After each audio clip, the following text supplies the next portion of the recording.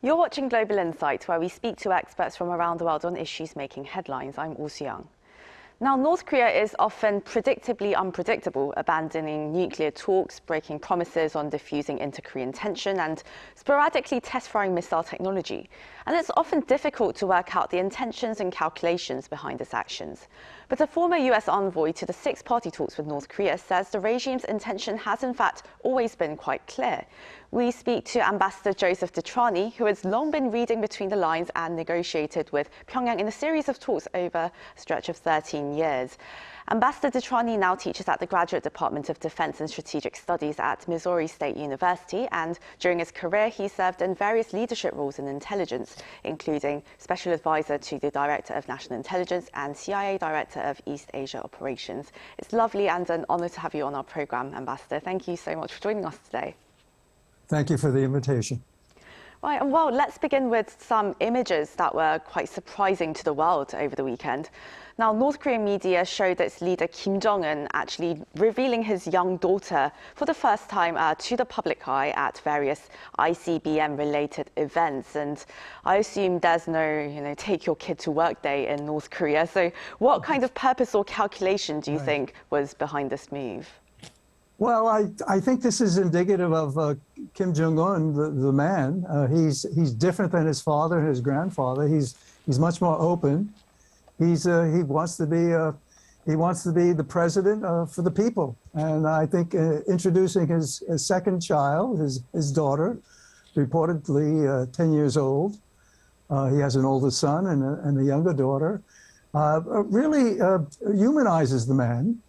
And shows that he wants to connect with his people, his 25 million citizens of North Korea. But also it's a message to South Korea and the world that this is a very confident leader who has a family, and he's not much different than many other leaders in other parts of the world.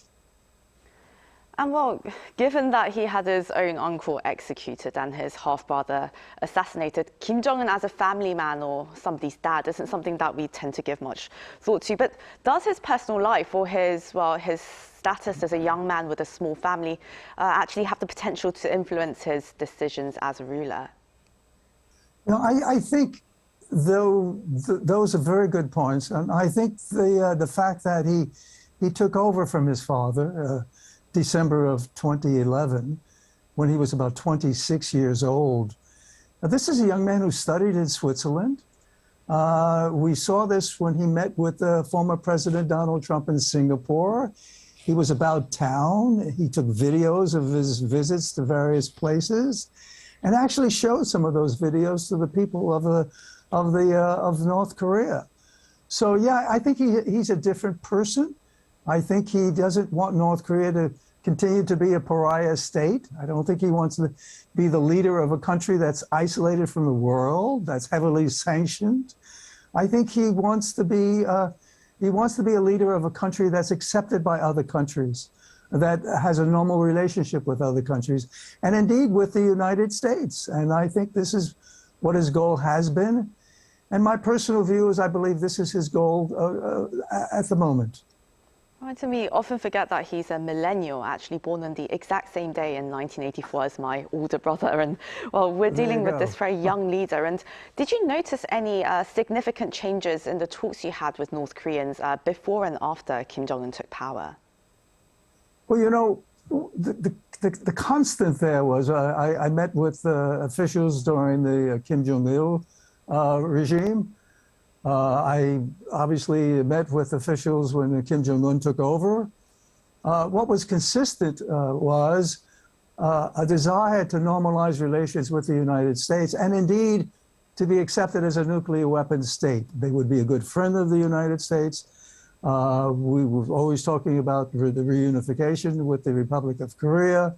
But their focus was on the United States and coming into the family of nations and certainly having all sanctions lifted and being accepted as a nuclear weapon state, often citing Pakistan as a model.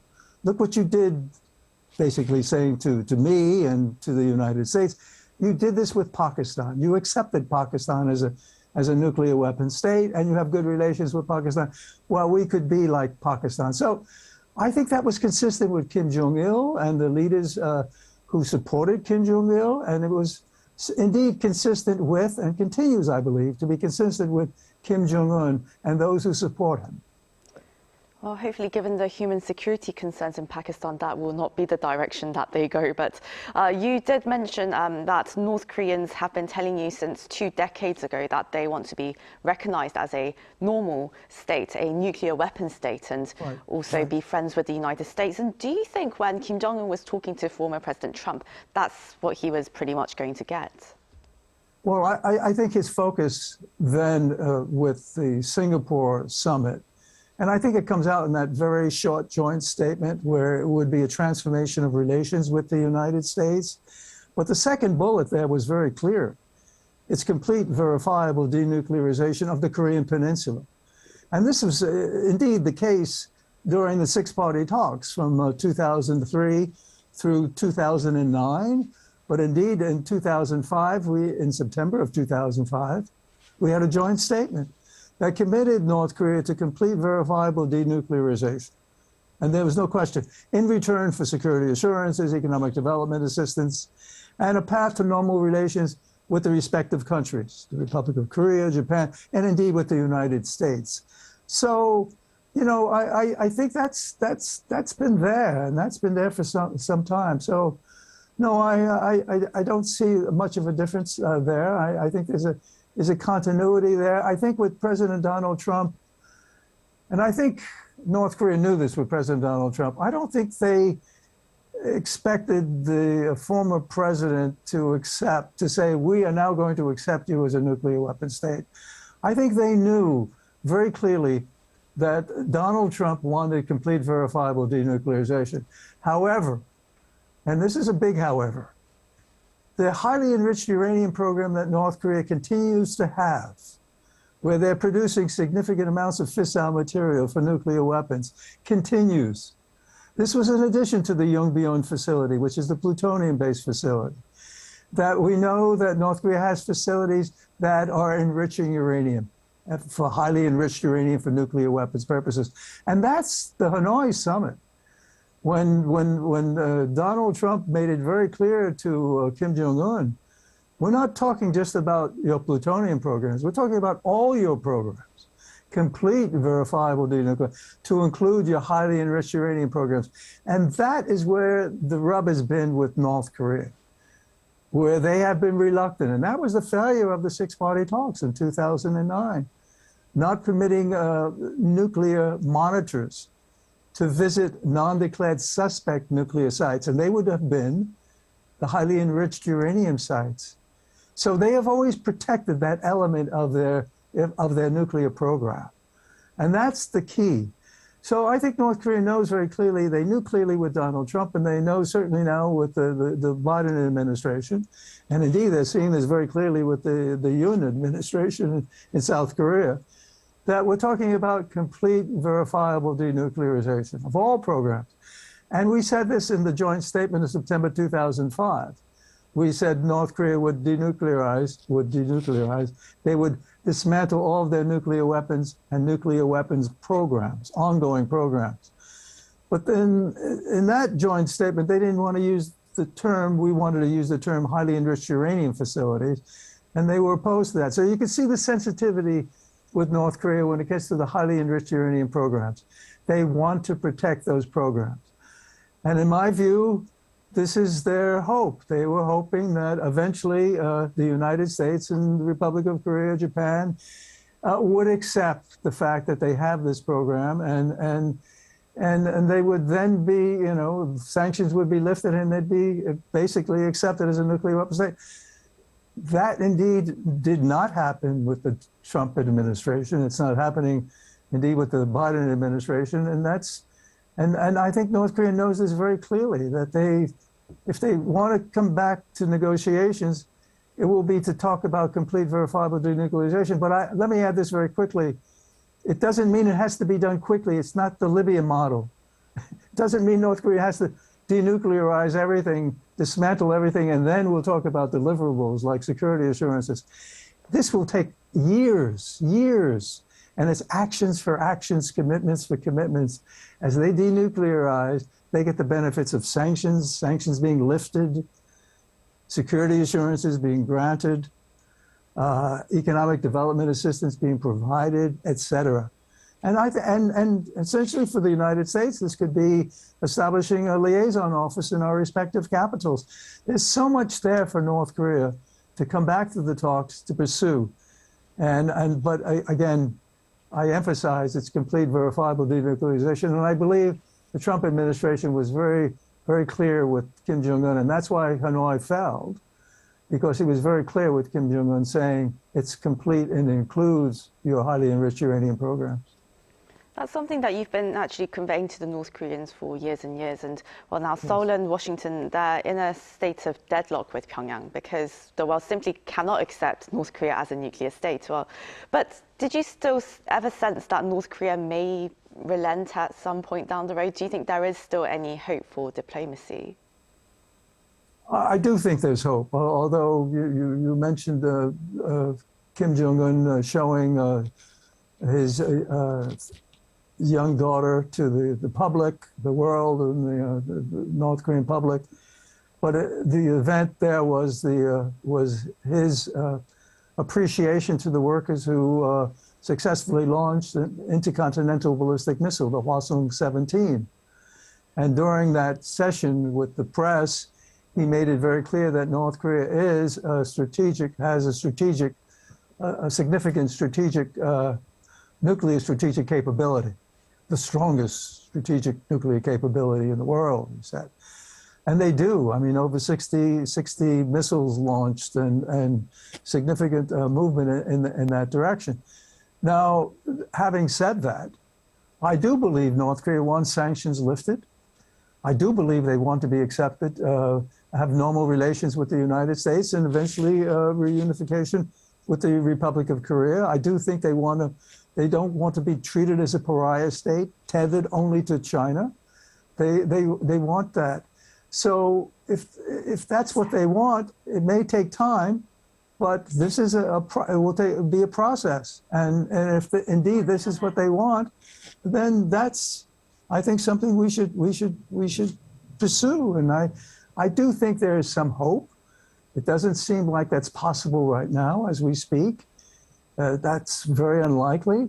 But if we can get into negotiations, if we could sit down, as we did in the six-party talks, whether it's 6 parties or 4 parties or what have you, and start working and making clear that there's so much available to the DPRK if they start this process. And again, it will take years to accomplish the ultimate goal of denuclearization of the Korean Peninsula. But I think there is still some. I think you have to continue to have hope on this issue here, because accepting North Korea as a nuclear weapon state, I think, would be a disaster for the region and for the world. We were talking about significant nuclear proliferation, other countries seeking nuclear weapons, the possibility of fissile material or for dirty bombs getting into the hands of terrorist organizations. This is not the world we want to envision, we want to aspire to. So, yes, I continue to have hope that we can be successful, but the first step has to be getting North Korea back to negotiations. And South Korea and the US are very much hoping that China will be on board with this and cooperate. But China, though, that's a lingering question mark, really, because, well, China, it's not clear whether they see North Korea right now as a strategic ally or a strategic asset, rather, or a strategic burden. Do you think China is considering the possibility of North Korea being an eventual direct threat with its growing nuclear capabilities? And also, do you think China has pretty much accepted North Korea as a nuclear state? No, I think China wants North Korea to denuclearize. I think China realizes that North Korea retaining nuclear weapons would lend itself to instability in the region. Other countries will seek nuclear weapons. As we talk about strengthening the deterrence with the Republic of Korea, they've seen the introduction of strategic assets coming in the region. I don't think China wants to see that. I think China wants North Korea to denuclearize, but they want it done on a very level playing field where North Korea gets a lot of benefits right up front and so forth. Now, would they eventually accept North Korea if as a nuclear weapon state? I mean, if there's no alternative, I think China wants to retain a good relationship with North Korea. They're the only ally of North Korea, and it's in China's interest to have a friendly relationship with North Korea. And we just saw President Xi Jinping, sending notes to North Korea and reiterating the importance of that strategic relationship between China and North Korea. So I do think China wants denuclearization. I don't see China thinking that North Korea is a threat per se to China, but North Korea could be a threat to the region, which means it would lend itself to instability in the region, and that is a threat to China. And I don't think China wants to see a scenario like that. And indeed, if there's any instability in North Korea with nuclear weapons and loose nukes and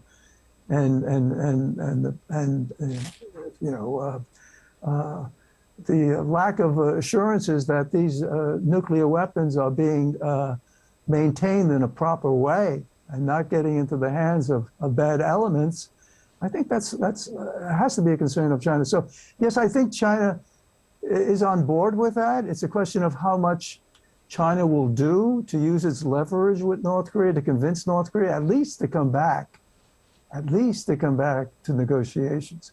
I think that's the least China can do. I don't know that China can tell North Korea to denuclearize and they'll just salute and do it. I think China would have to be part of, like we did in the six-party talks, part of a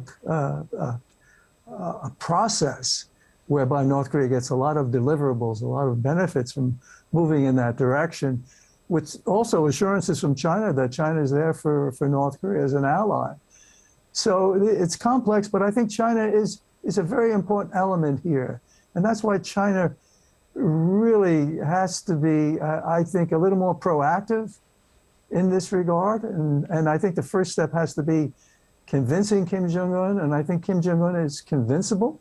He can be convinced to come back to negotiations, and we can put that on the table. And I think if China puts that on the table, and we talk about the possibility, the likelihood of lifting sanctions, if North Korea stops all its production of fissile materials, stops producing more nuclear weapons, no more nuclear tests, no more ICBM or Nodong or Scud missile launches, they cease and desist in that way. That would be a major step, because as North Korea continues to build nuclear weapons and those missile delivery systems, and with North Korea's new policy of first use and preemptive use if there's an imminent threat or perceived imminent threat, I think the possibility of accidental conflict is on the table. It's there. That's a very... And we need to bring that down.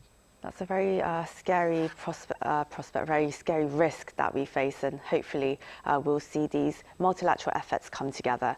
Well, we're going to have to wrap up here, Ambassador. Right. Thank you so much for your time today, Ambassador. Well, thank you for your questions, and thank you for the time spending with me. Thank you so much. I enjoyed it. Thank you. Also, thank you to our viewers for watching. We'll be back tomorrow at the same time. Do tune in then.